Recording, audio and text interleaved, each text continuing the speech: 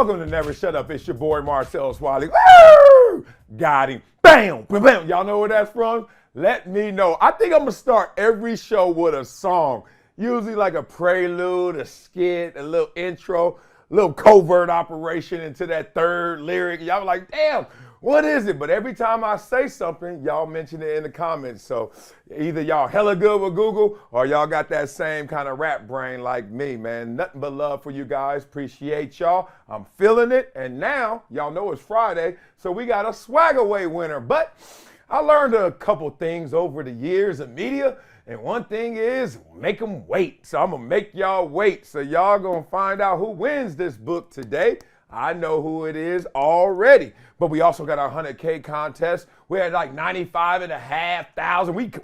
We getting there, baby. So who's going to win these right here? And I'm going to sign them. I'm going to hook them up with my autograph. The only time I got a D, like D as in dog, in school was in handwriting. So when I write y'all a little autograph, a little signature, y'all ain't gonna be able to read it. All right, and we also got the Wiley jersey right here. A lot of people want this jersey. I think it's because it's an artifact, not just because, oh, I wore it, but it's a San Diego Charger jersey. So how about that? They don't make them anymore because there's no more San Diego Chargers. All right, y'all. Y'all know how we start off every day with what's up with that dude. All right. It's tough to have the ego of an athlete, right? It is a little different. I can't lie to y'all. Like, I think athletes have the most secure ego of all famous celebrity of people, right? Like, you could think about it, whoever you want to say, a doctor, a lawyer, reality TV show, actor, singer. Everybody got a different respect for that athlete. Why? Because we all grew up with them. You know, you're in the 4th grade. You're like, damn, Omar Fast, right? You remember those days? Or you get in the 8th grade, man, nobody gonna beat Stacy. Nobody better than basketball than him, you know? And we all just grew up with this healthy respect for an athlete. So usually when you see them, they're always gonna talk back to you in glowing terms, how good they are, respect, all that.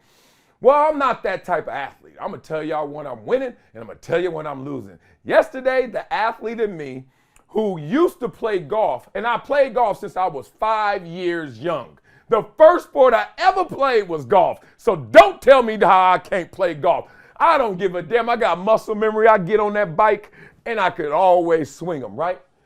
Yesterday, I was reminded that no matter what you do in this world, you better do it. Because if you ain't doing it, it ain't going to get done. And I have not been practicing golf. Can't lie. I've only played like twice in the last few years. It feels horrible. And I went out there yesterday, only played 9. I played the front 9, right? Y'all know what I'm talking about. I shot a 54 in a front 9. Like, you look at the scorecard, you're like, damn, that's a hell of a good, wait a minute, that ain't 18, that's only 9. I played 9, no birdies, okay, whatever. No pars. My best hole was a damn bogey. I had 2 bogeys. I posted it somewhere. I don't know. I'm mad at myself right now because I let something that I used to have, that I used to cherish, that I used to be damn good at, just slip away. So you know I'm on a mission now. Tough thing about golf is it's not the love for the game. It's not even the access. It's the time. Like, to play golf for real, you got to leave your family behind. Like, and I'm like, dog, I can't do it. And MJ, he too young. I ain't got time. I'm probably worse than MJ right now. So I am mad at myself for letting my golf game go to shreds. All right, other than that, had basketball practice yesterday. Got a good lesson in here. So yesterday, a little kid fell down. Now, kids, when they mess up or they fall down, whatever, they immediately get embarrassed. And this is how you train them to not be embarrassed. We all make mistakes. That's basically what it is, the shame of making a mistake. I'm like, dog, we in practice. Fall down, who cares? And, you know, kids have to learn that by hearing that and seeing that, and me as the coach not wearing that. But this was the second time that a kid got upset and wanted to quit. First time happened in the game. 1 minute left in the game. Now, I couldn't reprimand the kid as much as I wanted to because we only had a minute left in the game, and his father is one of the coaches. So I trusted in the father to handle that moment. I was like, all right, I know I'm the head coach, but hey, this is a father-son moment. Get him right. it didn't go as well as I wanted to go. Let's just say that. Like, if MJ ever pulled that, the whole stadium shutting down. Like, you getting out there or else. And the or else you don't want to know. So it didn't go that way, but that's fine. We talked about it after the game. Okay.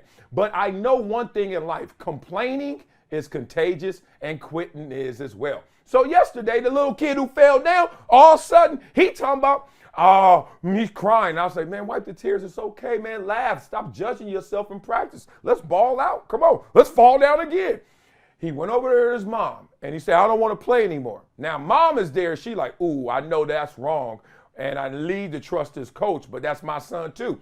And I went and grabbed his hand real gently. I said, come on, man, it's okay. I'm here for you. Anything that's hurting you, anything that's wrong, I got you, big dog. And he was coming, and then he looked at me. He's like, I don't want to play anymore.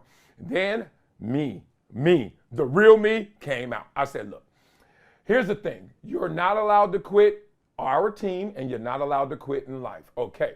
Now, in life, I'm not going to be with you all the time, but right now, I am your coach of this team. If you quit right now, you will not be coming back to this team. I want you on this team. Everyone here wants you on their team. You're a part of us. Don't quit on us. Now, we're going to go back out there, and if you don't come with me, you're not coming back ever.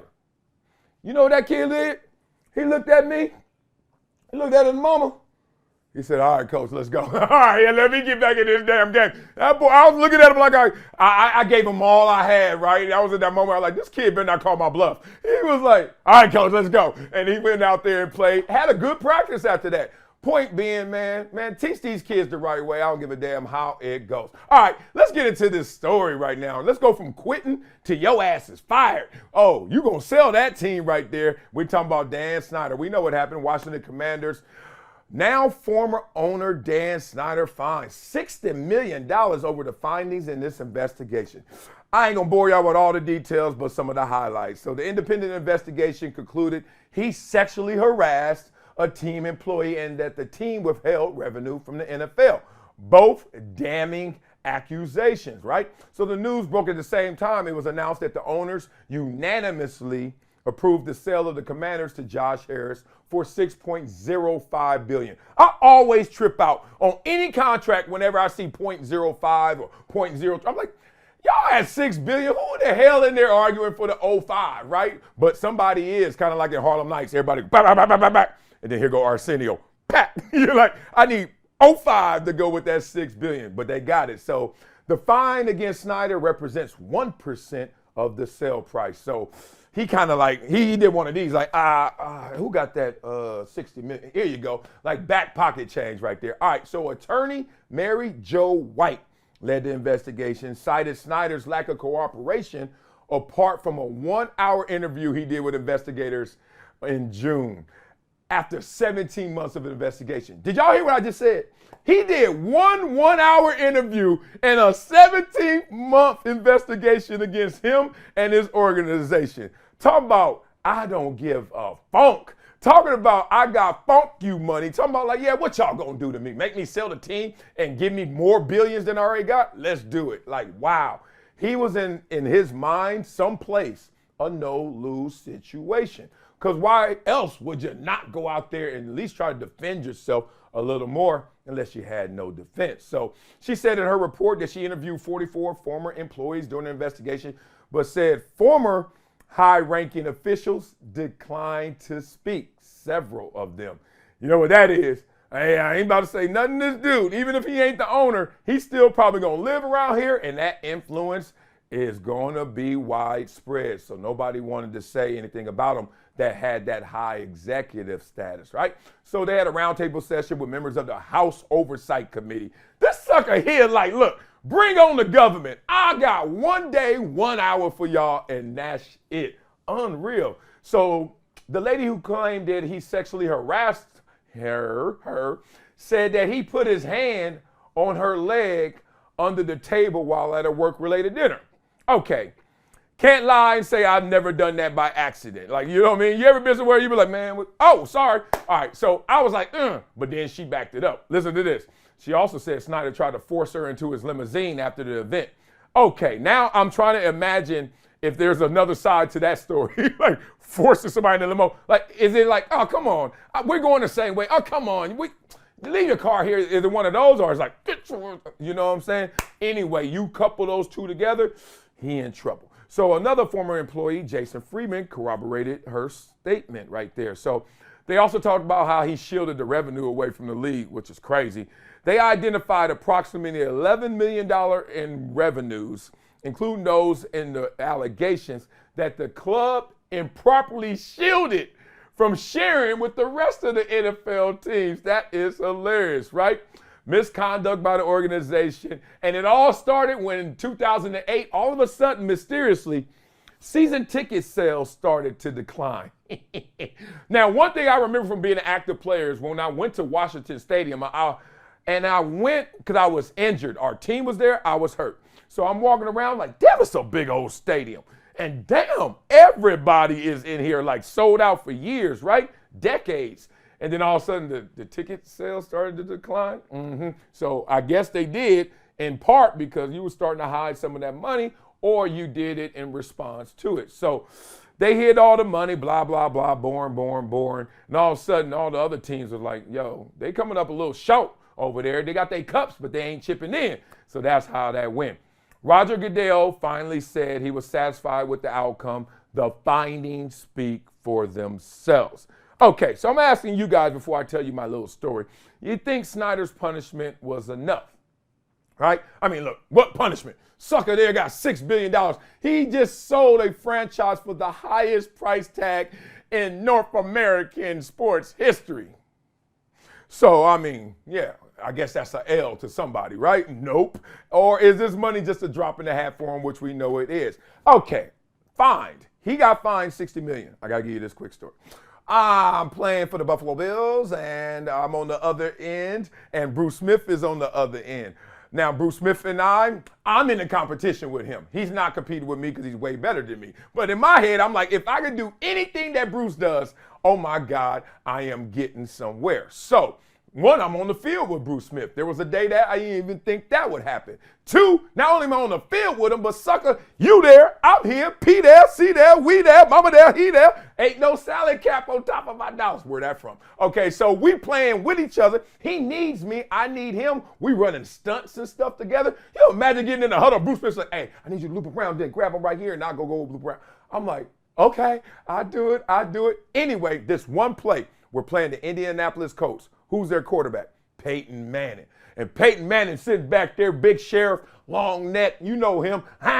18. I'm like, And I see him. I come around the corner, beat my man real quick. And I'm like, I'm about to sack Peyton Manning. And I know he like 6'6", without the neck. Like with the neck, he like 6'13", right? He big. So I'm like, all right, get him, and get him. Like, don't hurt him, get him. Like, make sure he don't get away. He likes to flick it real quick at the end so he doesn't get sacked. Just get him. Just be smart.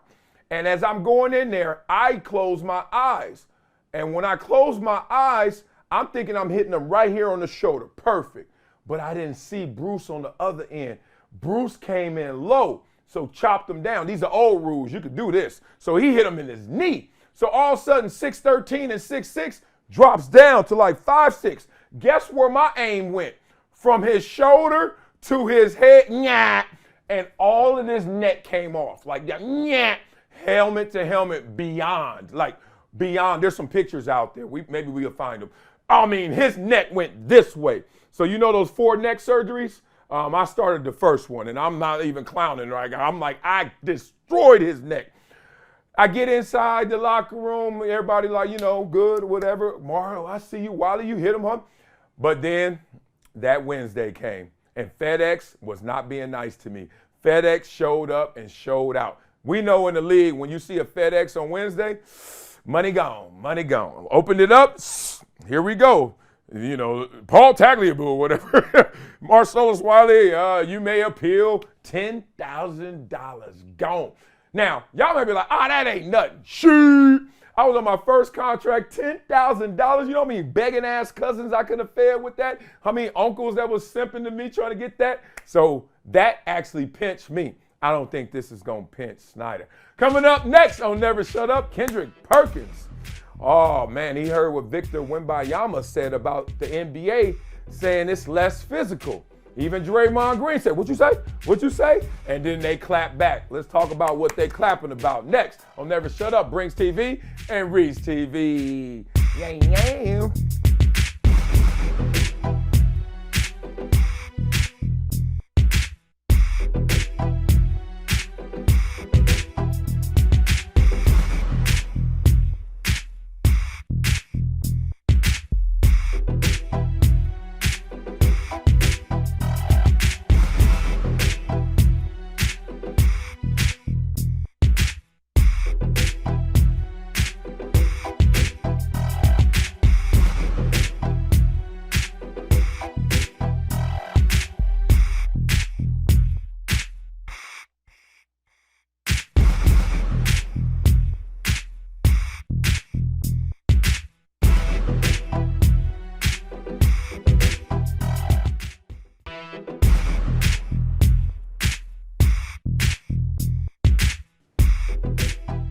Welcome back to Never Shut Up. It's your boy Marcellus, Wiley. Got some love for the Friday Swag Away winner who's going to get announced today. We know who that is. Shout out to all those old Max and Marcellus fans who know what that means. Right here, we got some playing cards that I'm going to hook up right there. Tag it. Shh. Spit. Y'all know where that's from. And we got right here, my man, Wiley. Yeah, this that dude. Isn't that fool the one that got fined for hitting Peyton Manning late? That must be, man. Different jersey, though. Got love for you guys. Stick with it, man. We can feel the support, and we are growing. Just guess the exact day and time we go over 100K in the comment section. Go to that community post. All right, let's talk about the NBA community right now, where Kendrick Perkins and Draymond Green take a little issue with Victor Wembanyama's comments. That name is getting easier to say now. I still ain't going with Giannis's yet. I ain't messing with Giannis' last name. He could just have that. But Victor, I'm starting to mess with you a little bit on this. But he said that the NBA is less physical than what he was used to overseas. Ooh, he don't know about America fully yet. We don't like that, and we love competition, so now it's on. So the number one NBA pick overall told reporters that the league is less physical compared to his European league. Quote, the court is more open, it's going fast, but it's less physical. I get fouled a lot, but not as much. Here, players are just flying around. Out there, it's more on the ground, pushing on the ground, big box outs. Here is great athletes, the best in the world, way more talent. But I like this better, though. I bet you do. His take, however, was this done with 2 games of experience, let alone 2 games of experience in the summer league. Now, let's stop right there. Every word, every syllable, every letter he said, everybody's like, yeah, have you watched European League basketball? First of all, it's somebody out there, 37 years old, big bearded lumberjack, just like, look, I ain't going up, but I'm going through you. It's a lot of arm bars, craziness. Like, they are playing physical over there. And he also explained it by the dimensions of the court, the rules, etc., really lends itself to an older style of basketball than we're playing right now. So far, I take no exception to it. Unless my ego is involved, unless I'm an NBA player or former NBA player who ready for the smoke. So let's talk about it. So his comments didn't sit well with Kendrick Perkins, Big Perk. He played 2 summer league games. He hasn't even got a taste of the real NBA yet. That's what Perkins said. He hasn't got an opportunity to go against Giannis. You know his last name. He hasn't got an opportunity to mix it down low with Joel Embiid. He hasn't got an opportunity to mix it up with Jokic. Okay. All right, so then Draymond chimed in as well, said, we got to give him a sort of reality check to the rookie during his Draymond Green show. Bruh, this was Summer League.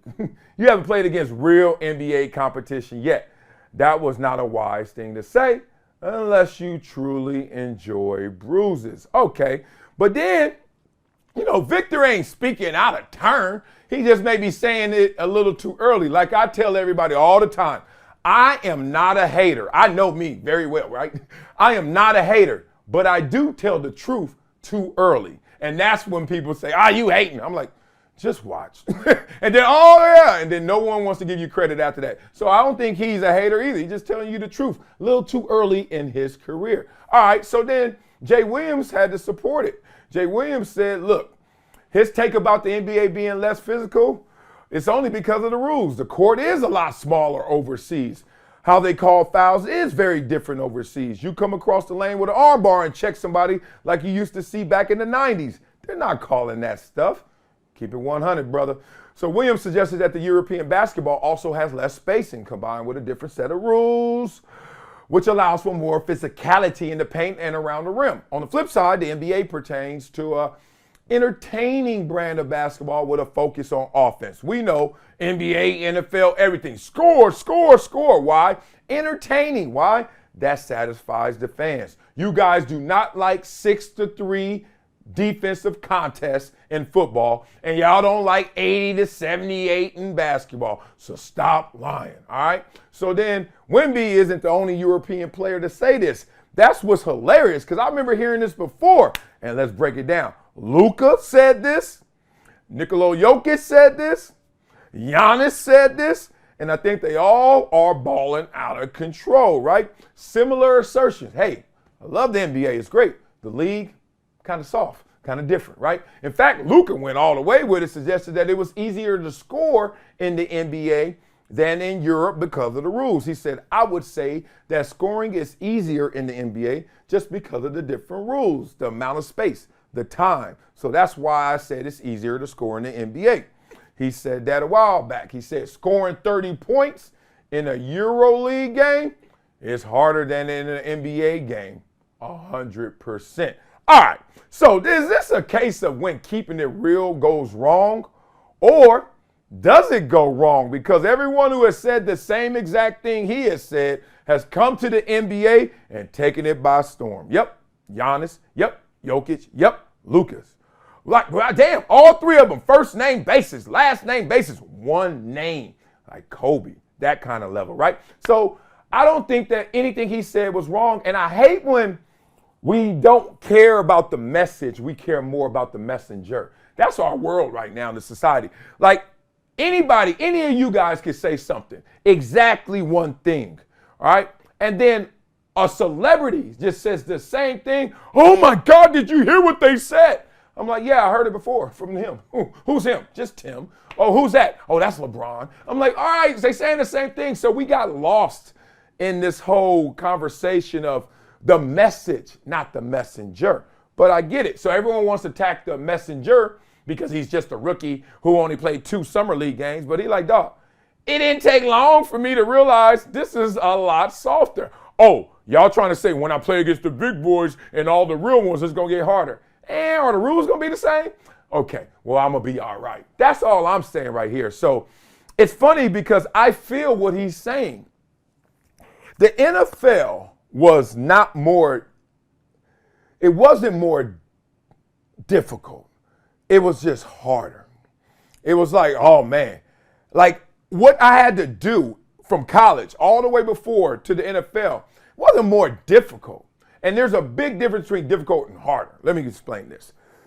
I was better equipped in the NFL with my skills, better equipped with my understanding of the game, better equipped with the support system and the coaching staff, better equipped with the technology and the medicine and everything that they were doing to make us prime athletes.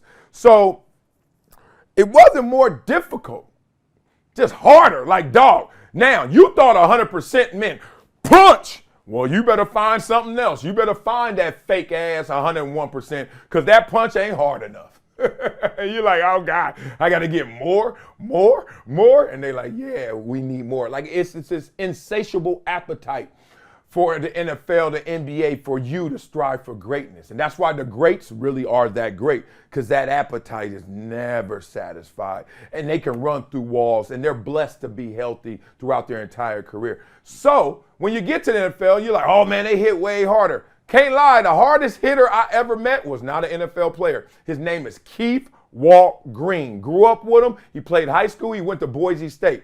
Sucker there just walk around like, who won it? He knocked a dude's shoulder pad stuffing out of his damn jersey during a high school football game. He knocked another dude so hard he flew off the field, past the sideline, and got stuck in the fence on the outside of the track. Seen him. Real stuff. Keith hit me in practice. He was my teammate in high school. He hit me in practice one time, dog. I just didn't know what life was about. I just lost all of my senses. I was like, God, go. And it was like a walkthrough almost. He just was a slobber knocker, man. So my point is, I understand where he's coming from. Why do we have to wait till he's a 9-year vet to say all this? It doesn't take you that long to know how talented somebody is. You go to any game right now, high school, Pop Warner, college, give me 3 minutes. I guarantee you I nail who's supposed to be great and who ain't. It don't take long, so why you got to take him so long with his assessment? So whose side are you on in this debate?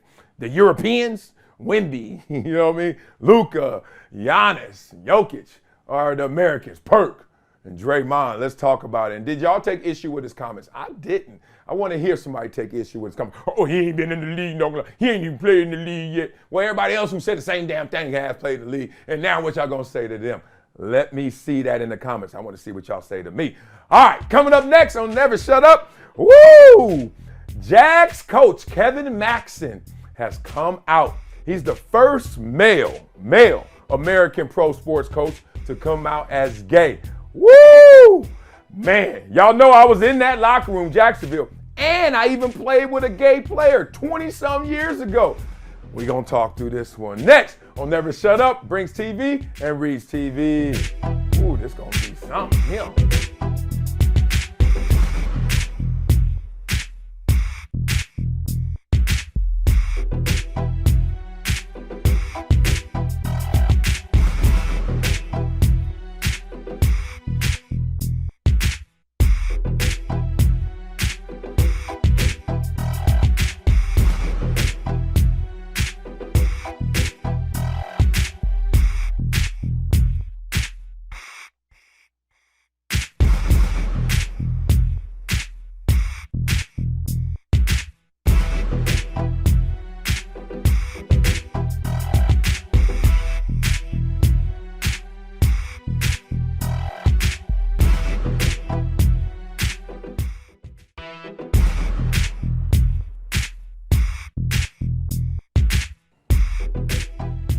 Welcome back to Never Shut Up. It's your boy Marcellus, Wiley, out here hitting you with that Chappelle and hitting y'all with this Friday swag away. We know who the winner is. I know who he is. I could give you a hint, but damn, it's too good of a hint. You would know who it is. All right, got love for you guys, and we also got our 100K giveaway. When we going over 100K, really soon, exact day and time on the community post comment. Let's go. And then also you can win this thing right here. Ooh, tell your mama. Hey, tell your daddy. Hey, they don't want none of the big boom machine. Oh, man, let me get into the zone right now because I'm about to go into the locker room. I'm going to take y'all deep into that locker room with this Jag story. Kevin Maxson, first male American pro coach, come out as gay. First of all, if you a strength coach and your last name is Maxson, woo, you was born to do this, damn it. Get in that weight room and max out, baby, because Maxson is in the building. Love that. Never met the guy, but respect to what he is doing right now. The Jags strength and conditioning coach said he made the decision because didn't want to hide who he is any longer and to possibly inspire others in similar situations. Already stop it. Look at me. Woo! Didn't want to hide who he is any longer. God, dog. Woo! Look, and this is the tough part about this conversation. You ain't gay, Marcellus. You don't know the pressures. I know life, and I know life's pressures. I had different pressures. Had bullets going at my head damn near sometimes. I had getting jacked. I had all kind of pressures. Here's the thing. I never, ever, and I'm not alone, felt like this world wasn't going to hear who I was and see who I was. And I wasn't going to let anybody tell me different because nobody else going to live for me. So it's too late for Kevin Maxson. All these years have passed. But for all y'all youngsters out there, whoever watching, or if you are guardian of anyone young, tell them people they are enough, whoever they are, and be themselves, right? Now, we got to show that respect. Let's get into this story right here because I think this is very interesting. I don't want to feel like I have to think about it anymore. Damn right. I don't want to feel like I have to lie about who I am seeing or why am I living with someone else. I want to be vocal in support of people living how they want to live, but I also want to just live. and not feel fear about how people will react. Right. His wires got crossed very young. And I'm talking about he put in priority the reception of himself before the projection of himself. And that happens a lot. Man, and if you don't check it, it will happen. My 4-year-old is like that. She says a lot of stuff that is based on, oh, they don't like this. Oh, they won't care. And I'm over here just rewiring her. I'm like, no. You first, baby. You know, no I in team, but it's a me, damn it. We're going to talk about us to them, not them to us in priority. Got to do it that way. All right. So he talked about it. It's a decision and a move that drew some praise. And of course, from their owner, Shad Khan, who was a vocal and emphatic supporter of a city ordinance expanding protections on the grounds of sexual orientation, gender identity, and gender expression. Interesting, city ordinance, because, you know, right now the reputation and the perception of Florida doesn't seem like they got the widest open arms for this, but that city ordinance is trying to expand that. So he said in a statement, the owner of the Jags, he appreciated reading Kevin's story. Kevin is a Jacksonville Jaguar through and through and a key member of our football team and community. I look forward to seeing Kevin next week at training camp and hope that he comes to work each day during camp and through the season feeling confident, free, and at peace. I know our players and staff feel the same. Y'all catch that last sentence? He like, look, let me find out. Anybody around here set tripping? Anybody over here set tripping gonna be out the hood? Let's just say it that way. All right, so Maxson said he's sharing more of his personal life now after feeling he couldn't do that when he was at team events where others in the Jags organization introduced and shared information about their families. And Maxson has been in a committed relationship for more than 2 years. I've been there before. Who hasn't been there, right? But I've been to the exact luncheon. Hey, it's the City Hall luncheon, and everyone sits at a table. Every player, one player per table, and 7 CEOs, VPs, you know, assistant marketing managers, and they're all saying, oh my God, nice to meet you, nice to meet you, nice to meet you. And then everyone stands up and they tell who they are and all that. And then he had to get up and just give a version, just a slice. He had to lie about it. Different reality now, right? So he said you have other coaches who have significant others, and they're talking about their significant others. And I felt guilty that I couldn't do the same, that I was letting myself down. Now, see, now it's funny, you be doing all this stuff for all them people, and how they gonna take you in. And I understand there's pressures, but hey.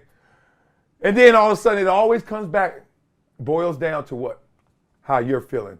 How you're taking it, right? So I want the person I'm with to be able to share that with me. So a few female coaches in U.S. sports have come out publicly. Katie Sowers is one I remember.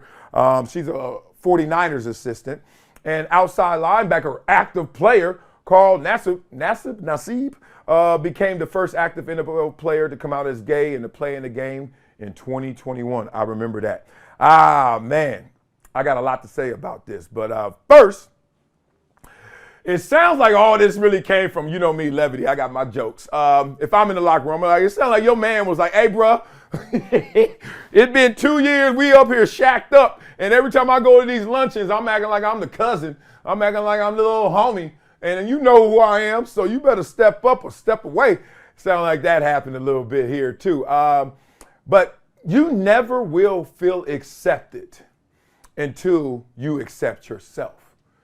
And that's really the lesson of this. It's not about getting into, oh man, he's gay and how's that gonna go? I'll talk about that. I'll talk through that with y'all. But really just simply, no matter what you are, no matter what you're going through, you're never gonna feel accepted until you accept yourself, right? Stop trying to lead with what they're going to do in reception of you. Stop trying to lead with how they're gonna think about you before you show them who you are. Because guess what? You're going to always find, no matter who you are, my daddy raised me this way. My dad used to always say, no matter what you say to me, no matter what you think of Marcellus, somebody has said it or done it. And I didn't believe him, but King Solomon said it as well, right? Nothing new under the sun. And I used to come up with the craziest stuff. He'd be like, yep, somebody did it. But we didn't have Google back then, so he couldn't prove it. But now I believe him, obviously. So make sure that you always accept yourself first. And then you will find those who support you or who are like you. But how they gonna know if you ain't that way? People do this all the time too. They be like, oh, ain't no good people out there in LA. Ain't no cool people at the club. I'm like, did you go to the club? Yeah. Are you a good person? Yeah. Well, there's one. How about you act good when you're there, and then find the second one, and then the third one, and then the fourth one, etc. So I'm thinking about it in these terms. I'm going to take y'all into the locker room too. If I'm a player, because I played with a gay player. Let me get that out first. Ezra Tuala, Google him. He didn't come out as gay when he was with us, but we didn't even have suspicion. We were like, dog, Ezra gay, and he ain't trying to show or say he's gay. But how you going to force that on him? And nobody bullied him. Nobody teased him. It was just like, all right, he gay. It is what it is, right? But let me get into this, because I think there are 3 levels of this in terms of the reception and how you perceive it as a player. Okay, so if you're gay, you're actually gay. You know what the locker room usually says? Who cares? Like, dog, I'm not having sex with you, so, I mean, that's yours. Like, it's like almost like, all right, dog, you over there. Now, I'm not saying everybody, but I'm saying the culture. Because you got to remember, with the culture, all that means is this is what we're subscribing to. This is how we're going to act. This is how we're going to think around each other publicly, right? This is what we're going to say around each other publicly. Privately, you could be wherever you are, like any culture. Privately, you could dog curse the culture, but publicly, you're going to say what the culture says, right? So in the locker room, ain't nobody coming up to him. Not for real, maybe in jest, but not for real. So being gay, who cares? Acting gay, that's the thing that happens in the locker room. Acting gay or not. So we don't know if you gay, but you acting gay. People are looking at you, they're suspicious. Like, what's up with the act? Why are you acting gay? Because acting gay is a whole different animal. And I know a lot of gay people who be like, dog, why do people act gay? It's funny because it's like, how do you act black? How do you act white? You see what I'm saying? Like, there's this whole like weird terrain between who you really are and why are you projecting like you are black, white, gay? Just be, right? So that I have seen that get hit with some issues, right? And then people don't like that. You act straight, act heterosexual, too manly, too macho. Oh, I'll get all the ladies. Man, shut up. Just go get a girl number. Nobody want to hear how you acting like you gonna do all that stuff. Now, the toughest one, the one that is the most torture to anybody in this situation is not acting like you are, but you are, whatever that is. And in this situation, not being who you are, not going to the actual luncheons and saying exactly who you are, exactly who that guy is next to you that we see everywhere, but you keep saying that's the homeboy, right? That's the cousin. Now, that's the torture to you. You may be projecting that on me. Bro, I ain't tripping, but I'm suspicious because you acting like that ain't your man, and damn, dog, that's your man, ain't he? Ain't that your boy? Ain't that your boy? Don't lie.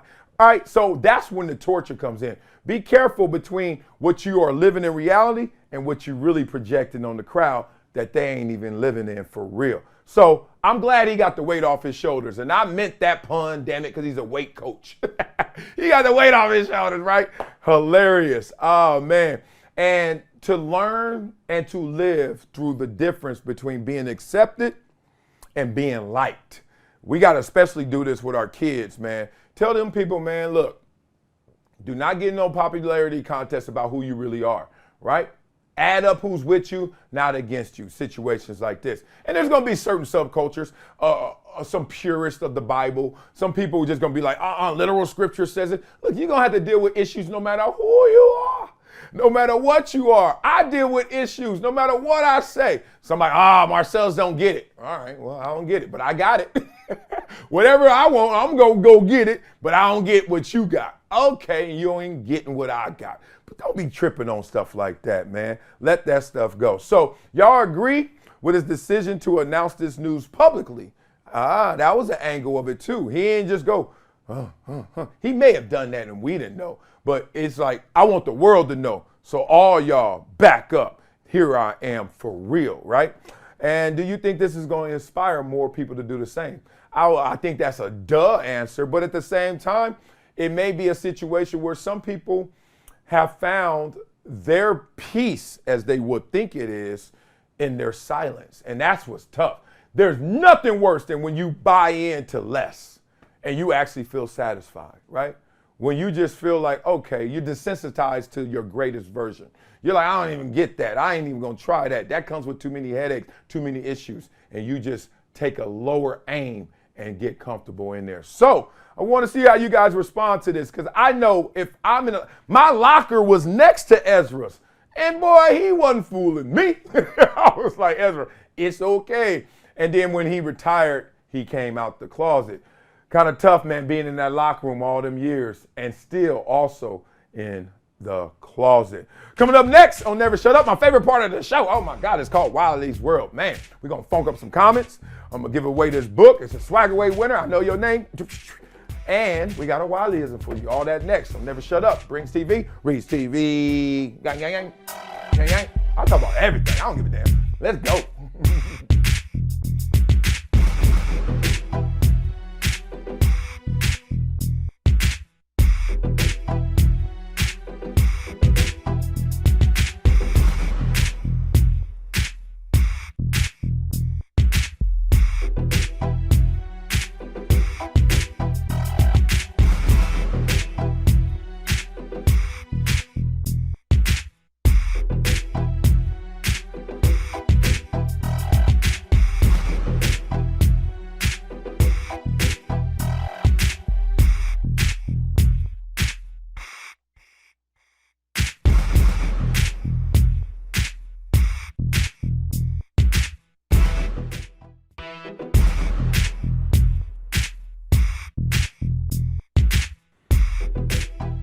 Welcome back to Never Shut Up. It's your boy Marcellus. Wiley, feeling good, feeling great, feeling bueno. Right here, Friday Swag Away. This book about to be gone in a few minutes because I'm about to give it away to a Swag Away winner. Also got these right here.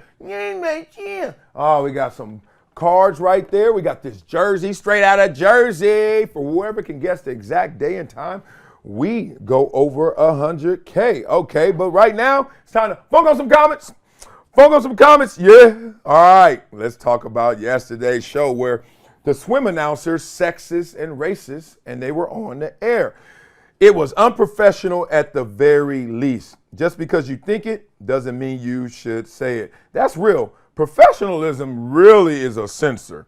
And it's a good censor, I think, because, boy, I got some random man thoughts. And I'm random already. I let a lot of them out, but there are more in there, let's just say that, but I'm a professional. It sounds like that's what they were hired to do, to make vulgar comments and commentate. Interesting. But anytime you get public sentiment going the other way and a growing cancellation culture, the company, have to act like they doing something.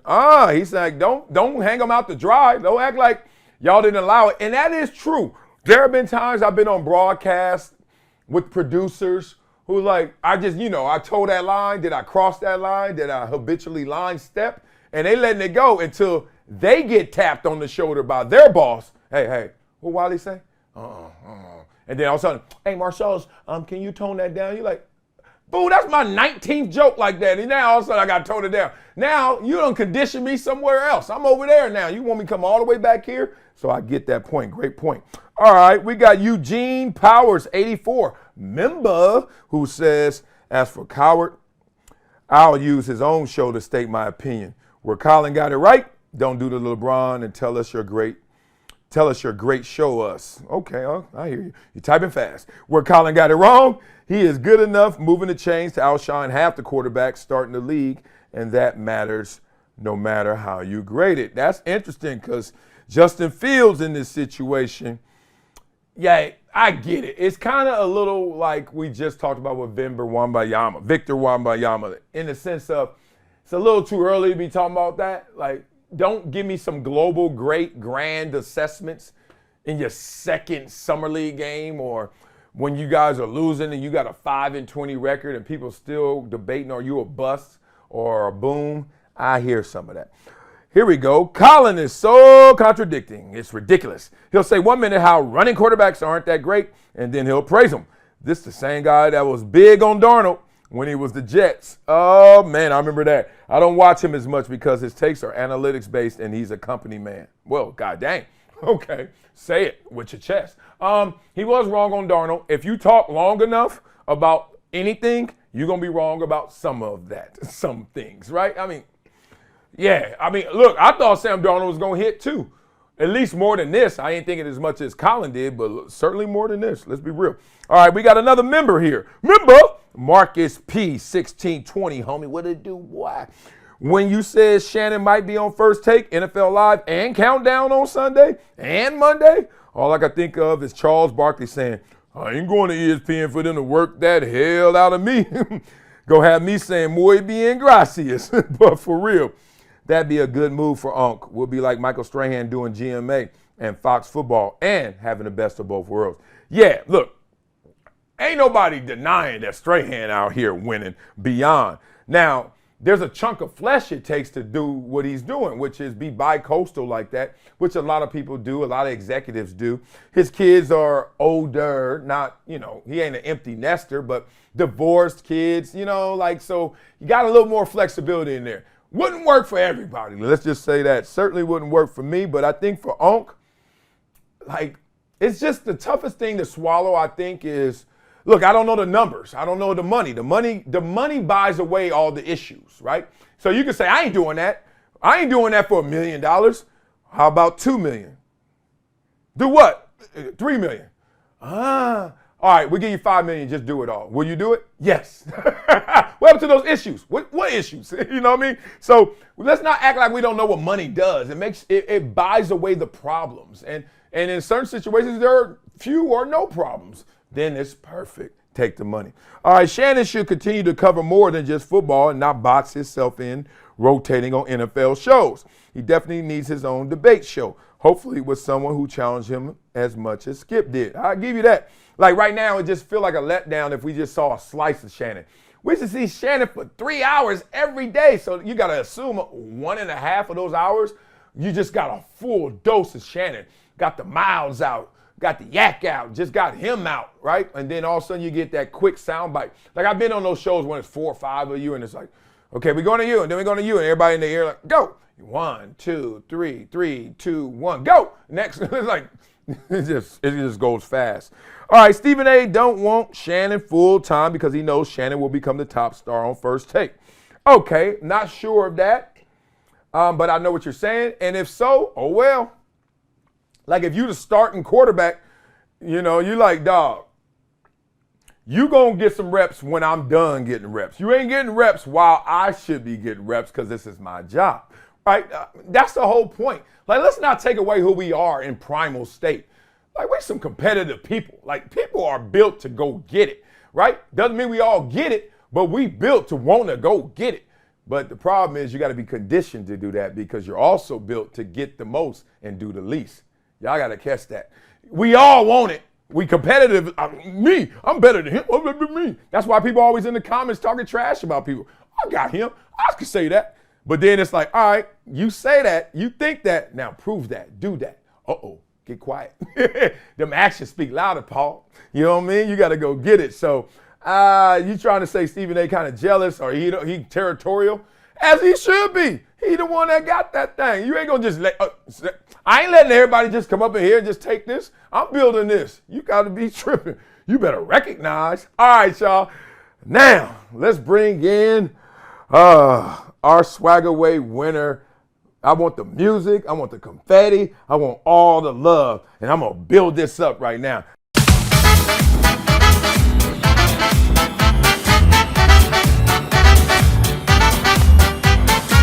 Okay, who is our Swag Away winner? Today's Friday Swag Away winner is member Jeremiah Taylor. Oh, man. I see you jocking JT. This sucker here, Jeremiah Taylor. I don't know you personally, but I know you. Like, if somebody's like, oh, you know Jeremiah? I'm like, yeah, Jeremiah Taylor. Dog, you be writing. You are in those comments. You are a loyal, loved member, man. So this book is yours. You got to make sure you hit up Mikey P so you can get all of the love from here.